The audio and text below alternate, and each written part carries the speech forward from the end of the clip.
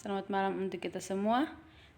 Perkenalkan, nama saya Oktaviana Melania Mamulak dengan NPM 22200171.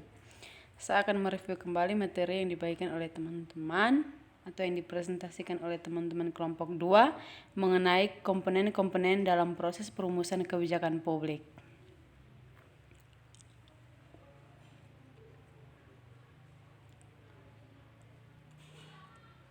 Yang pertama, aktor dalam perumusan kebijakan publik.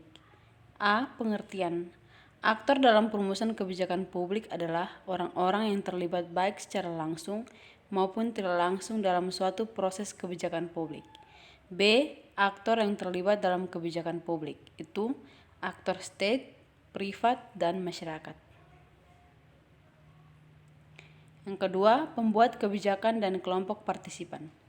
Ada dua, yaitu kelompok partisipan adalah orang-orang yang ikut serta dalam semua proses dan tahapan perumusan kebijakan publik, baik yang langsung maupun tidak langsung. Contohnya seperti pengusaha dan partai politik. Yang kedua, pembuat kebijakan resmi atau aktor-aktor resmi adalah mereka yang memiliki kewenangan legal untuk terlibat dalam perumusan kebijakan publik. Contohnya seperti agen-agen pemerintah atau birokrasi, presiden atau eksekutif, legislatif, dan yudikatif.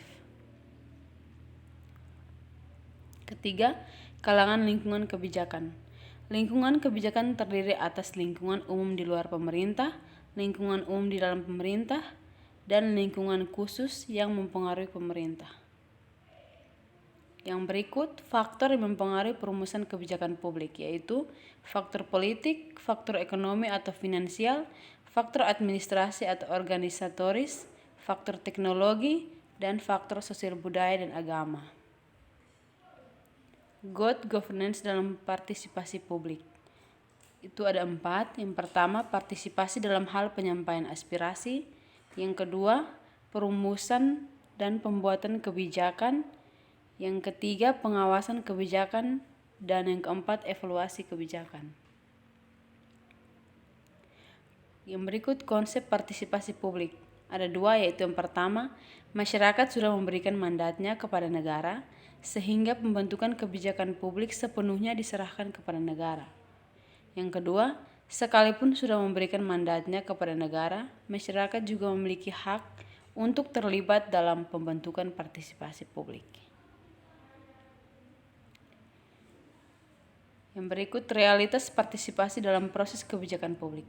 Realita yang terjadi saat ini, masyarakat masih kurang berpartisipasi dalam proses perumusan kebijakan publik disebabkan oleh faktor internal, tingkat pengetahuan, dan tingkat penghasilan. Yang terakhir, meningkatkan partisipasi publik dalam proses kebijakan publik. Salah satu cara untuk meningkatkan partisipasi masyarakat adalah dengan memperdayakan masyarakat dengan bantuan LSM atau lembaga swadaya masyarakat. Sekian dari saya, atas perhatiannya, terima kasih.